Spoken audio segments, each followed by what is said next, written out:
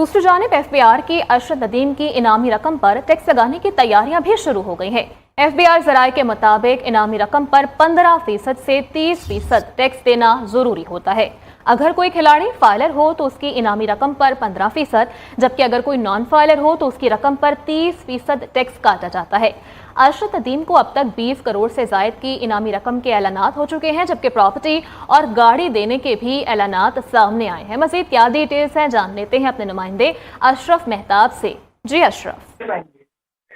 जी बिल्कुल, जैसे कि ये पहले से कानून मौजूद है कि जो भी इनामी रकम निकलती है, चाहे वो प्राइज बॉन्ड की निकले या किसी को वैसे नाम दिया जाए, तो उसके ऊपर कानूनन टैक्स आयद हो जाता है। अब ये टैक्स जो है ये दो किस्म का है।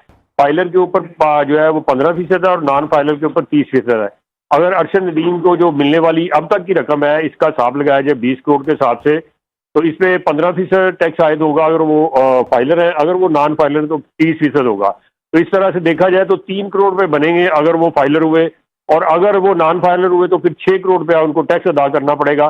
तो इस जिम्मन में जो मारूफ टैक्स क्रिकेटर हैं उन्होंने भी इंकशाफ किया था कि अब हुकूमत को चाहिए कि जो उनको नामी रकम मिलनी है उस पर टैक्स ना काटें, और हुकूमत कोशिश करे कि ये टैक्स माफ कर दिया जाए ताकि उसका हौसला बढ़े। इस तरह हौसला पस्ती होगी, और इस तरह जो नए आने वाले खिलाड़ी हैं वो भी ये सोचेंगे कि अगर नामी रकम उनको मिलती है तो वो फिर एफबीआर उनके पीछे पड़ेगा और वो रकम जो है काट ली जाएगी। तो इस जीवन में वो शहरियों का भी कहना है कि जो बड़े बड़े जागीरदार है पाकिस्तान में और सरमायादार है वो तो टैक्स देते नहीं है, और अगर कोई जाती कोशिश करता है और इतना बड़ा नाम जो है पाकिस्तान का रोशन करता है और लेके आता है जाती कोशिश से, तो उसके ऊपर टैक्स जो है ना वो माफ होना चाहिए, टैक्स नहीं लगना चाहिए। जो नामी रकम बॉन्ड्स में निकलती है उस पर तो हो, लेकिन जो इस तरह का हिम्मत जवान और बहादुरी दिखाता है कोई, तो उसको जो है टैक्स से फ्री जो है वो इनामी रकम मिलनी चाहिए। ठीक है अशरफ मेहताब, बहुत शुक्रिया, आपने हमें तफसीलन अपडेट किया।